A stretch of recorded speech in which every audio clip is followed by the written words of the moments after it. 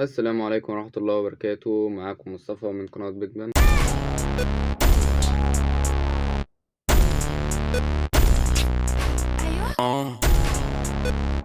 قبل أي حاجة شكرا على إن احنا وصلنا 61 مشترك. أنا عارف إن في ناس شايفة الرقم قليل وفي ناس شايفة الرقم اللي هو طب ما عادي، ما انت في البداية. بس في الحقيقة يعني لو عليا أنا نفسي نوصل طبعا مليون النهاردة. بس الفكرة إن أنا شايف إن المشتركين بيجوا بصعوبة جدا في قناة الفترة دي أو من ساعة ما عملت القناة عامة. فبحاول على قد ما أقدر أفكر في طريقة تسرع الموضوع ده.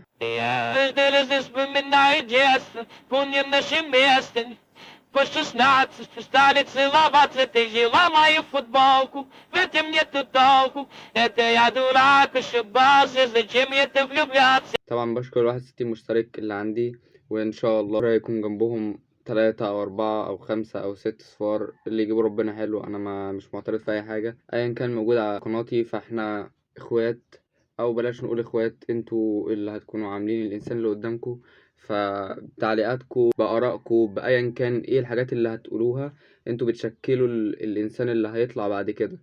طبعا انا ليا اسس واكيد يعني مش اي حاجه هتقولوها انا هوافق عليها، بس ما تنسوش ده دايما. يعني طبعا انا مش هقول غير شكرا على كل التعليقات الحلوه اللي بتجيلي. انا بلاحظ ان حتى الفيديوهات اللي انا ممكن اكون بهاجم مثلا يعني فئه معينه من المجتمع، بلاقي الفئه المعينه دي اول ناس بتخش تدعمني. فشكرا. في واحد بعت لي على دي ام في انستجرام، ودي من سلبيات ان انا عرفتكم فيها الانستجرام بتاعي. طبعا في ناس قالت كلام حلو كتير، بس جملة وقفت عندها شوية. قال لي انت مادام بيجيلك دعم في البداية اعرف ان انت مش هتنجح. اللي بينجح دايما هو اللي بيتهاجم في البداية. وقفت عندها شوية، بس لقيت الأول لما قلت طب ما ممكن صح، ما هو لو ركزنا في حياة كل حد تلاقوا فيه بهدلة في البداية غلط، محدش مصدقه محدش. بعد ما ركزت بقى في الجملة، معلش انا دايما لما بخش في مجال ببقى واخد تعاطف في البداية، واخد اللي هو شفت الدعم الأولي كأنهم بيدعموا واحد عاجز أو واحد عنده إعاقة معينة. هو الدعم ده بيجيلي في البداية، بعدين الشتايم بقى بتجيلي يعني بعدها بمرحلة كده، اللي هو ايه لما بوصل لمرحلة اللي هو انا اهو الناس بدأت تبص عليا، فبيجيلي الشتايم وقتها. بعد ما مرحلة الشتايم دي بتحصل لي بقى حتة وانا خلاص نجحت صباح الفل، محدش يقدر يقول عليا حاجة. مش محدش يقدر يقول عليا حاجة اللي هو خايفين، لا هو الرأي الحلو بيبقى غالب على الوحش. والمرة دي مش دعم، المرة دي هو بجد يعني ابداء راي. الحاجه دي بعملها لكم بناء على دراسه. انا كنت كده في الدراسه، كنت كده في حياتي، كنت كده في تصرفاتي. كل حاجه انا كنت بعملها، سباقات كنت بخشها، معاملات مع حد، سفر كنت بسافره، اي حاجه كنت بمر بيها في حياتي انا كمصطفى كنت بمر بيها الثلاث مراحل دول. اللي هو الدعم، اللي هو دعم العاجزين الاول ده، بعدين الانتقاد قوي، وبعدين مرحله المجد بقى. دي المراحل اللي بمر بيها في حياتي. يعني ما بتجيليش مثلا الاول الهجوم بعدين دعم العاجزين بعدين اللي هو ده، لا. الناس الطبيعية بيجي كده، اللي هو انت واحد جديد، ايه اللي بتعمله ده؟ طبعا 2 3 اللي بيشوفوك او 4 اللي بيعلقوا او ناس قليلة جدا. فانا لو قلت رأي وحش فهيبقى رأيي انا الاغلب، فالناس بتبقى متشجعة اكتر ان هي تقول رأيها الوحش. لكن انا عندي دايما بلاقي كده، معرفش ده من ايه بصراحة. يعني انا حبيبي البابا اللي هو انا بحللها في دماغي اكتر من تحليل، علشان ما اوصلش لنقطة اللي هو ده بيحصل ازاي. انا عايز افضل مستمر في الحاجة دي. اتكرر معايا الموضوع ده اكتر من مرة في اكتر من مجال واكتر من حاجة انا دخلتها، بس انا استثنائي في الحتة دي يعني. فايا كان اللي بيدعمني يعني حبيب قلبي، تسلم على الكلام الحلو اللي انت بتقوله. وايا كان اللي بينتقدني، برضو في ناس بتنتقدني والله، بس محدش شايفهم. انا شفتهم مش مركز اصلا، مش شاغلين والله.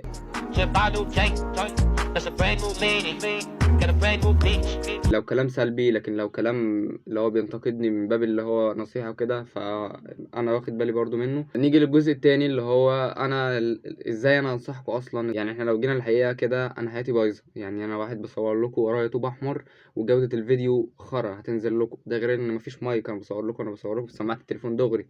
فأنا مش لازم أنا أكون إنسان بيرفكت عشان أنصح، بس على قد ما بقدر، ان النصيحة اللي هقولها هكون مطبقها في حياتي قبل ما اكون طالع اقولها لكم. ليه بقول كده؟ علشان دايما العقل البشري بيتصور كده ان هو انا مش هقبل نصيحة من حد هو فاشل في حياته. مثلا انت واحد مثلا متخانق مع حبيبتك او حاجة، او البنت اللي انت خاطبها، ايا كان ايه علاقتكم مع بعض، وجالك صاحبك اللي مطلق مراته ويديك نصايح، فهل انت هتقبل منه حاجه؟ تقول له يا عم ما كنت رفعت نفسك. يلا يا ابن المتناكة من هنا. او حتى لو مش هتقول له هيبقى جوه دماغك مش مقتنع بكلامه.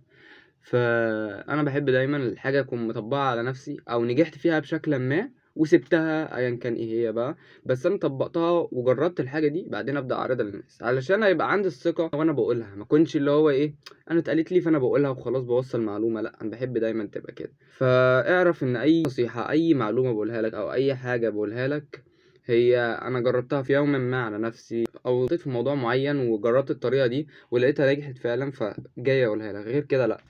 والحاجة التالتة هو أنا بنصح أصلا لمين إذا كان إحنا اللي موجودين دلوقتي كلنا على بعض 61 وقبل كده كانوا أقل من كده بكتير، فأنا ليه أصلا مستمر في محتوى اللي أنا بقدم فيه معلومات وكده؟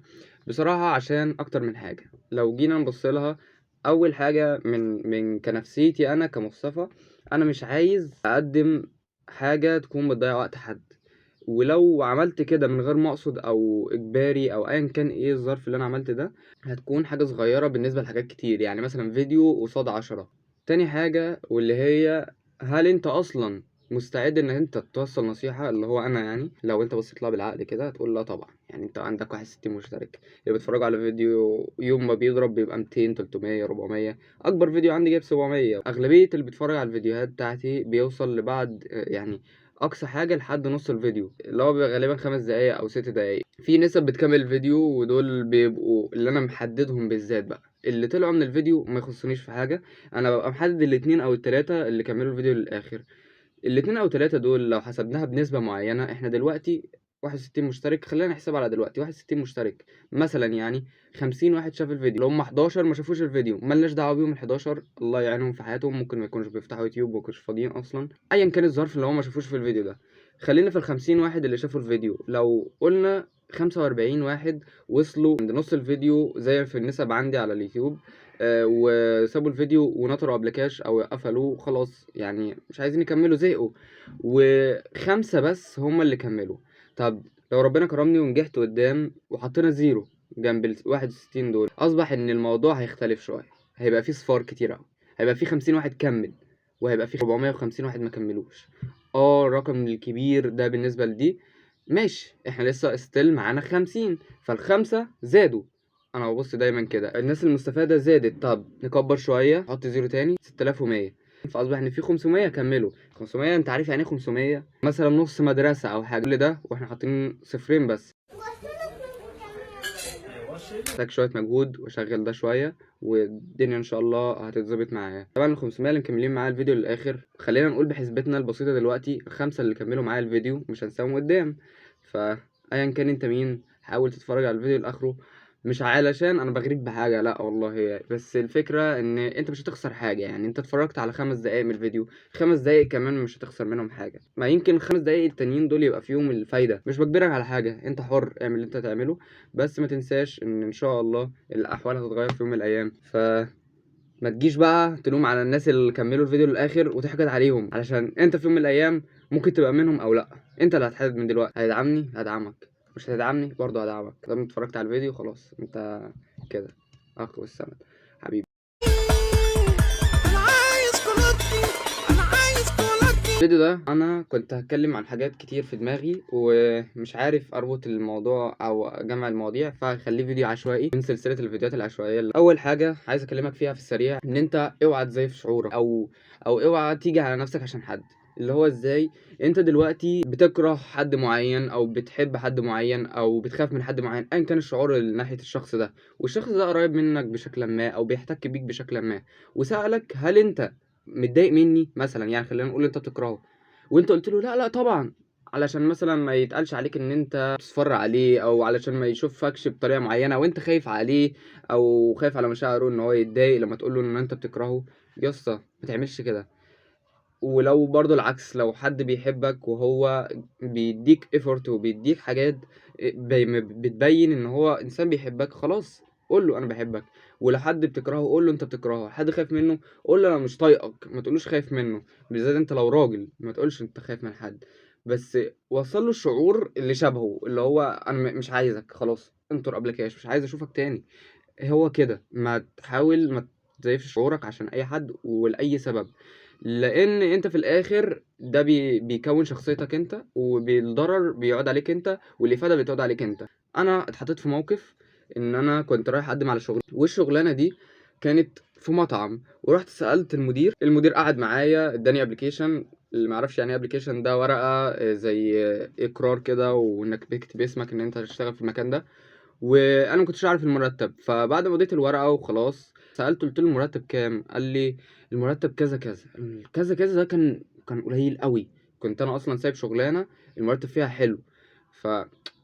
فمعامله المدير كانت حلوه، وشكله منظم، والمكان شكله محترم، خلتني اقول لا تمام زي الفل. اللي هو لا تمام دي انا من جوه ما كنتش تمام، بس قلت مش مشكله، يمكن قدام تبقى المرتب حلو يعني. وهو قال لي حتى بعد ما انا قلت الرأي ده لا قول لي لو المرتب وحش، قول لي انا معاك، قول لي لو في حاجه قول لي.